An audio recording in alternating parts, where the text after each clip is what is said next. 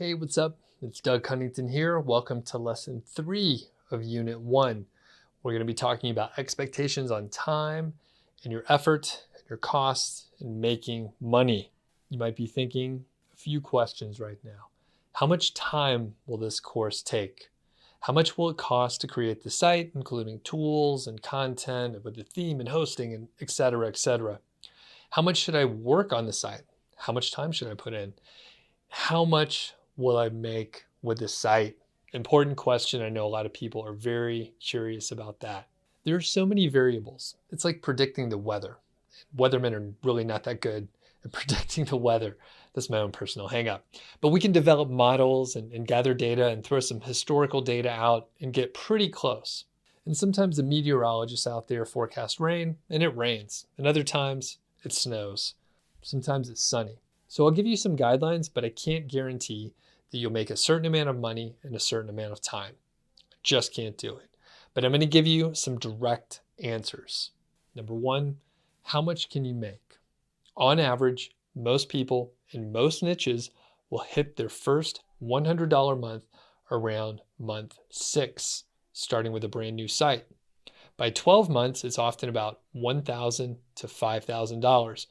This takes into account the Google Sandbox period, which I'm going to talk about in a little bit here in a second. $100 per month by 6 months ignores the niche, the monetization methods, the effort that you put in, the resources, and the capital invested in the site. This is a total generalization. And like everything in life, the more you put in, the more effort you put in, the more you're going to get out of it. And let me give you a couple of quick examples. You probably remember talking about these before. Derek Bingham hit $1,000 in 5 months and then $2,500 in 9 months with about 90 articles. Justin hit $500 in 10 months and then $1,300 in 13 months with just 30 articles. All right, just 30 articles. You have to think about these other factors as well. Have you created a site before? What is the niche in? How much time are you putting in each day? Do you have capital to invest in content or link building? Or maybe you're a writer yourself. If you have an existing site and you're going to layer on more revenue streams, maybe revamp the site, then there's it's a very high likelihood that you're going to be able to make an impact on traffic and earnings very quickly from implementing strategies from this course. If you're starting a site from scratch and it's your first one, you're going to have to get past the Google Sandbox period, which typically takes about 6 months. The sandbox period is not a proven, documented concept, but the sandbox is widely accepted. Basically, it takes about 6 months for a site to start ranking as well as it should for certain terms, and you'll probably continue to improve your rankings over time. A brand new site can rank well for some terms, especially long tail, ultra low competition keywords, but there seems to be some unforeseen force holding young sites down. I've heard it again and again that after 6 months, almost to the day, hey, my site jumped in rankings and traffic growth accelerated. There's debate, but I think you have to be actively working on your site over the 6-month period. Again, the more you put in, the more you get out of it. How much time do you need to put in to complete the coursework? If you can put in about 1 hour per day, 5 to 7 days per week, you're going to be in good shape. If you could do that for 2 to 3 months, you'll have the foundation for your site to start earning and future growth.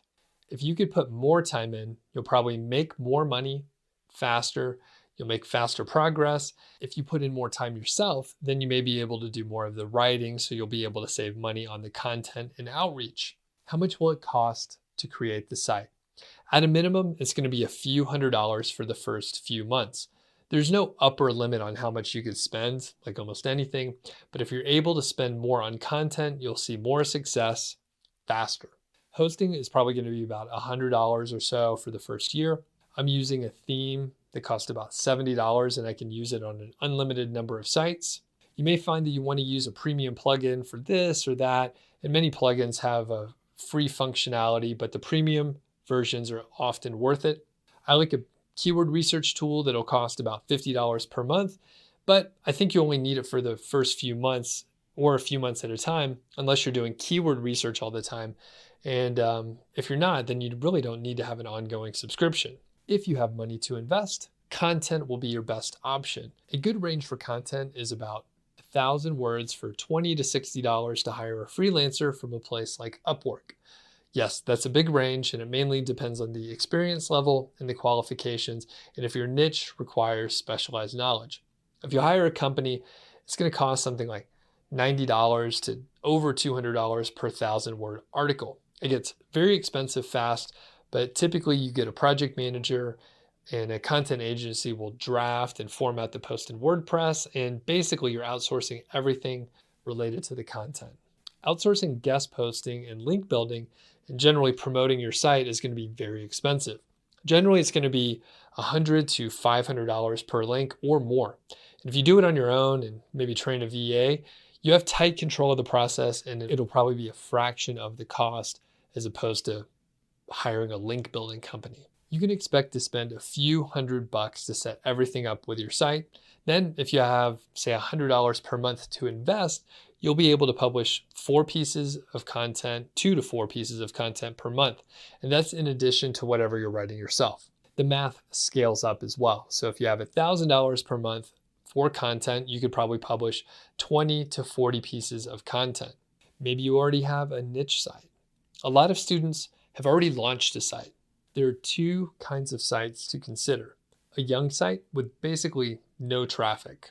Most of the time, the best course of progress is to go through the course material from the beginning, starting with brainstorming and keyword research, competition analysis, and you're going to come up with new ideas, as I explained in the course, for the niche, and then you're going to have a pool of ideas and place your existing site, the niche of your existing site, in the pool to consider. And as you go through, you'll see with data what ideas are best. You'll see that 90% of the niche ideas are not great as part of brainstorming, while 1 to 3 of them, or 10% or something like that, are viable, and you should pursue one of them. Maybe it's the site that you've already created. The other thing to consider is a site with traffic and revenue. If you have a site that's already earning and making money, say $150 or more per month, it's probably the right move to stick with it. Use the info in the course to expand and grow your site. Find more keywords, find better keywords. You may want to go through the brainstorming phase again and find niche ideas that you can use in the future, simply to go through the exercises. It's good to do that. The keyword research and competition analysis units are normally beneficial no matter what. You'll find something helpful, and if you have a site with traffic, it's almost certain that you're going to learn something that you can implement and get a quick ROI. In summary, if you have an existing site, you should still work through the material in the course, even the brainstorming and the keyword research. Now that's it for this lesson. In the next lesson, we're going to talk about some common questions and concerns.